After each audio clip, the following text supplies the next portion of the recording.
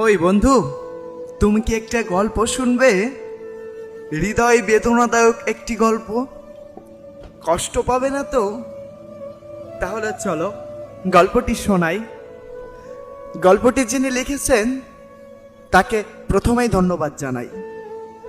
মধ্যবিত্ত পরিবারের ছেলের আবদার, এসএসসিতে A+ পেলে তাকে নাকি তার শখের কোনো এক জিনিস কিনে দেবে মা কথা দিয়েছিল।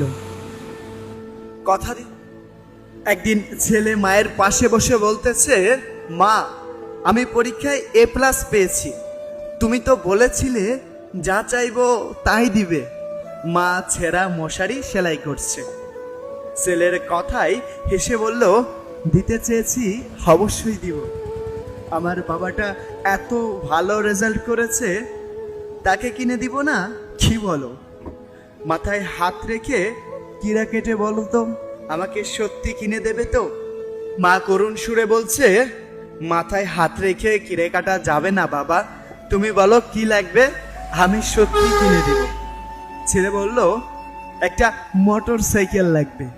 মা হতবম্ব হয়ে বলে উঠল, গোষ্ঠীর কারোরই মোটর সাইকেল নেই, তুমি এখনো ছোট, মোটর সাইকেল যদি হাতে পাও তাহলে কি হবে? সোহাগের আছে, ওইটা আমি চালিয়েছি, ওরকম মোটর সাইকেল হলেই চলবে। মা বলল, আচ্ছা ওটার দাম কত? ছেলে, 2 লাখ। মা ভেবেছিল ছেলে ঠাট্টা করছে। সংসারের এই হাল দেখে কোনো ছেলের মুখ থেকেই 2 লক্ষ টাকার মোটর সাইকেল কেনার কথা বের হওয়ার কথা না। মা হেসে, আমাকে তোমার বাবাকে বিক্রি করলেও এত টাকা হবে না রে বাবা।